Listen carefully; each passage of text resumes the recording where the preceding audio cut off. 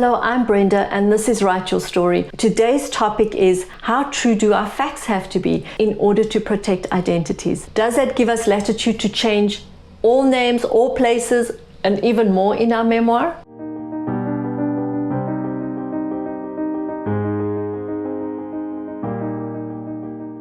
Let's first look at the names of people that get changed. That is really to protect identities, as it says, and it's to protect identities for that person as well as for us as the writer. Where you can, get the permission of people who are in your book. And you can do that by writing your memoir. Once you've written it, you send it out to your closest, your nearest, your dearest who are in that memoir.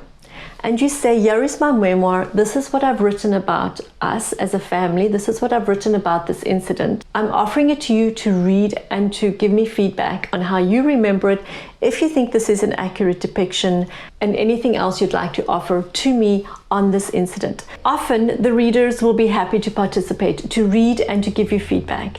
You may find though that there's a broken relationship with somebody and you offer it to them, they receive it, but there's no feedback. They don't say yes, they don't say no, they give you no feedback. Well, you would then have to make your decision on how you're going to handle that and where things are going to go. What about people you've put into your memoir who you can't go to them and say, hey, you're in my memoir and I'm telling you this, I'm telling this about you and I'm naming you. That's the perfect opportunity to change their name and to change who they are and to change perhaps even some circumstances around them in order to protect their identity even more. We never want to throw anybody under the bus when we're writing our memoir. We want to be honest, we want to be truthful, we want to see perspectives our own as well as be open to new interpretation of the events.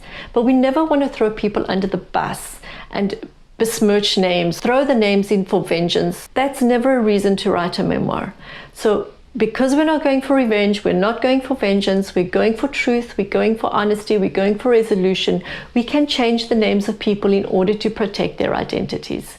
And that is obviously perfectly acceptable. You may want to change names of people in your story who they're quite happy for you to name them, but you feel that, no, I don't want people to know who my string of lovers were, and I'm happy to tell this part of my story, but nobody really needs to know exactly who they were. So there would be a reason why you perhaps would want to change somebody's name. Or you have someone who's quite happy to be in your memoir, but they don't want the attention. They don't want people to know that that person is actually them. And they could ask and request that you change their name.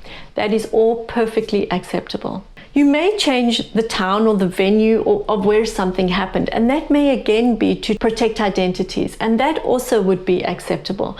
As much as possible, keep to the honesty and the truthfulness of where something happened, because it really plays out in that total setting of the scene.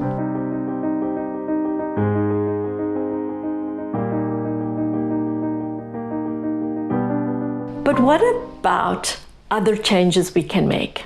Are there other changes and latitudes we can make in order to tell our story and to tell it well? And there are. And before we get to them, I want to give this proviso. Whenever you're making changes in your memoir, there are three things I think you need to filter them through. Is it true? Why am I doing this? What is my motivation? And does it still protect the integrity of the story? If you start adding in things that never happened, they're lies, and let's call them what they are. Do not put lies into your memoir. Do not fabricate things to make yourself better. Don't put in more heartbreaking stories to make your story even more poignant than what it is, or to liven it up, make it a little juicier. Don't tell lies. Don't put untruths in your story, but you can skillfully and creatively make changes in order to tell your story better. But when you do that, always evaluate the integrity of what you're doing and why you're doing it. So here are some examples of what you could do.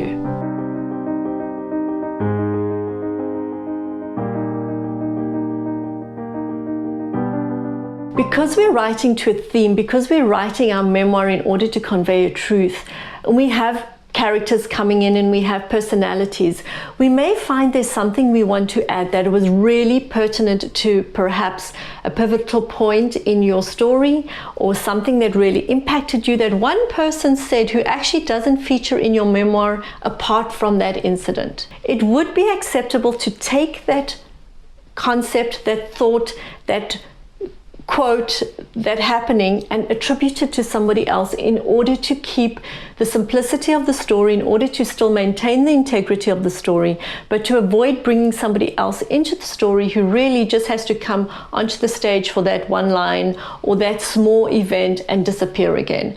And it's going to be too difficult, too wordy, too much working to bring them in order to excuse them again. So that may be an opportunity for you to say, I'm going to take that saying, I really want it in here, it really speaks to the situation, but I'm actually going to attribute it to this other person.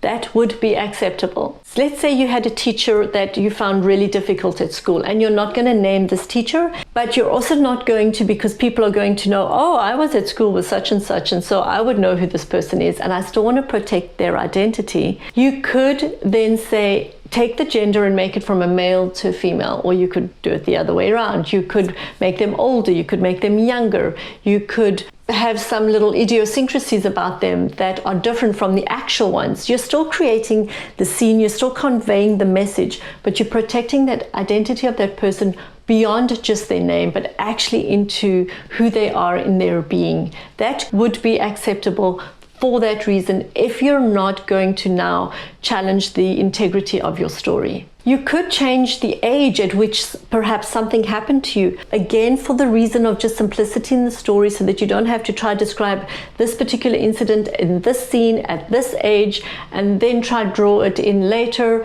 and it's just going to be simpler. It did happen, but by manipulating that a little bit skillfully and craftfully, I'm going to attribute it at this time of my life in this other environment, but the truth still holds because it keeps the momentum and it moves the story forward. So at all times, you have to evaluate any changes you make with integrity, not to spice your story up, not to tell lies, not to tell untruths, but to say, this is a choice I'm going to make in order to tell the story better. It's still true, it still happened, but there's some changes I've chosen to make for the reasons of protecting identity or ease of storytelling. So those are some changes you could make in telling your story, but do it sparingly, do it with integrity, and do not lie. Do you have any other thoughts and ideas of where it's acceptable to make changes to your memoir? If you do, I'd love to hear about them. Put them in the notes in the comments below. And do subscribe, click on the notification bell. I'd love to see you in my next video as we talk memoir.